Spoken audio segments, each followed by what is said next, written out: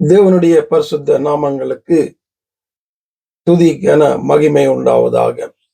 ஆவிக்குரிய போராட்டம் என்ற தலையங்கத்தில் வேதத்திலிருந்து செய்திகளை பார்த்து கொண்டு வருகிறோம். பிசாசுடைய 3 தந்திரங்களை பார்த்தோம். அவன் எப்படியாக அந்த தந்திரங்களை இந்த நாட்களில இருக்கிற சபைகளில ஜனங்கள் மத்தியில செய்கிறான் என்பதை பார்த்தோம்.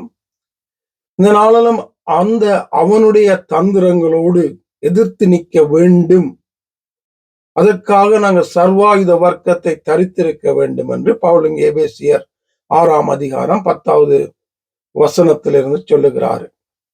கடைசியாக என் சகோதரரே, கர்த்தரிலும் அவருடைய சத்துவத்திலும் வல்லமையிலும் பலப்படுங்கள்.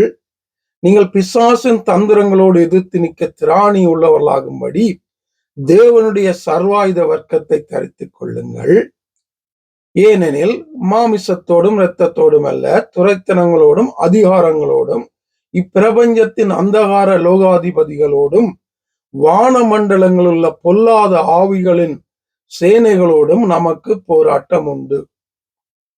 என பிசாசின் தந்திரங்களை நாங்கள் எதிர்த்து நிற்க வேண்டுமானால் ஆண்டவர் ஆவியானவர் தருகிறதான அந்த சர்வாயுத வர்க்கங்களை நாங்கள் தரித்திருந்தால் மட்டும்தான் இந்த பிசாசுடைய தந்திரங்களோடு கூட நாங்கள் அந்த சர்வாயுத வர்க்கத்தை வைத்து நாங்கள் எதிர்த்து போராடி அவனை மேற்கொண்டு எங்களுடைய ஆத்துமாவை காத்து கொண்டு அந்த ரட்சிப்பில் இறுதி வரை நிலைத்திருந்து தேவ சமூகத்திலே போய் நிற்க முடியும் என்பதற்காக இந்த சர்வாயுத வர்க்கங்கள் எங்களுக்கு தரப்பட்டிருக்கிறது.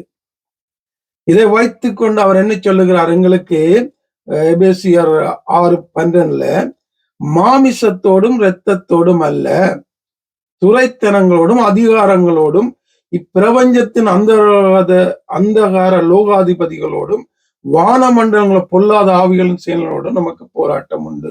எங்களோட போராட்டம் மாமிசத்தோடும் இரத்தத்தோடும் அல்ல, எங்களோட போராட்டம் மனுஷர்களோடு அல்ல, சபைகளோடு அல்ல, ஊழியர்களோடு அல்ல, ஒரு ஊழியக்காரருக்கு எதிராக அல்ல. இந்த நாட்கள்ல நடக்கிறதான இந்த சர்வாயுத வர்க்கத்தை பார்ப்பதற்கு முன்பதாக இந்த மாமிசத்தோடு மாமிசம் இந்த நாட்கள்ல அநேக சபைகள்ல ஊழியங்கள்ல ஊழியக்காரர் மத்தியில நடக்கிறதான ஒரு போராட்டம். இது வேதம் தெளிவாக சொல்லுகிறது, மாமிசத்தோடு எங்களுக்கு போராட்டம் கிடையாது என்று. என்ன, ஒரு சபைக்கு போனா நீங்க மற்ற சபைக்கு போக கூடாது, அங்கதான் வரணும், அங்கதான் காணிக்க போடணும், நீங்க வேற எங்கேயும் போய் சத்தியத்தை கேட்க கூடாது, நீங்க வேற எங்கேயும் போய் ஊழியங்களை செய்யக்கூடாது என்றும் இன்னொரு பாஸ்டர் கதைக்கிறது கிடையாது. ஊழியக்காரனுக்கும் பிரச்சனை. இது ஊழியக்காரன் இன்னொரு ஊழியக்காரனோட கதைக்கிறது கிடையாது. இன்னொரு ஊழியக்காரனை கனப்படுத்துறது கிடையாது. இன்னொரு ஊழியக்காரனோட சேர்ந்து இன்னொரு ஊழியங்கள் செய்கிறது கிடையாது.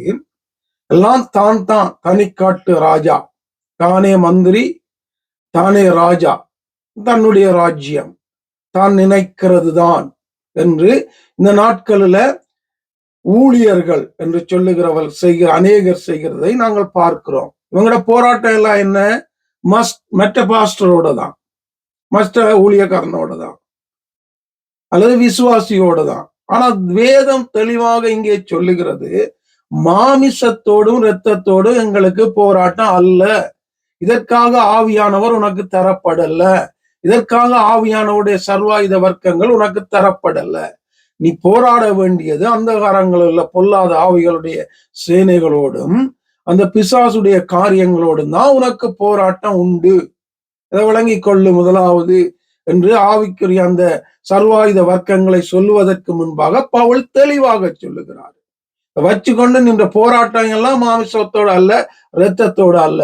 இந்த நாட்களில் இதை கொஞ்சம் நாங்க புரிஞ்சு கொள்ளணும். விசேஷமா ஊழியக்காரங்க, ஒரு ஊழியக்காரன் இன்னொரு ஊழியக்காரன் கனப்படுத்து. ஜனங்கள் சத்தியம் எங்கே இருக்கோ அங்க போனா தடை செய்யாத, சத்தியத்தை அடக்கி வைக்காத, அநியாயத்தினால, உங்க லாபத்தால, உங்க சுயத்தினால, உனக்காக, உங்க பேருக்காக, உந்த புகழுக்காக உன்னை விட்டு ஜனம் போயிரும், காணிக்க போயிரும், தசமபாக போயிரும் என்பதற்காக சத்தியத்தை அடக்கி வைக்காதீங்க. சத்தியம் சத்தியமாக போதிக்கப்படுகிற இடங்களுக்கு ஜனங்கள் போக வேண்டும், சத்தியத்தை அறிய வேண்டும். சத்தியம்தான் உங்களை விடுதலையாக்கும். அந்த சத்தியம் உங்களுடைய ஆத்மாவை நடத்தும் தெய்வத்துக்கு நேராக. ஆகவே நாளும் சத்தியத்துக்கு முக்கியத்துவம் கொடுக்கத்தக்கதாக பரிசுத்த ஆவியானவர் எங்களை வழி நடத்துவாராக. ஆமென்.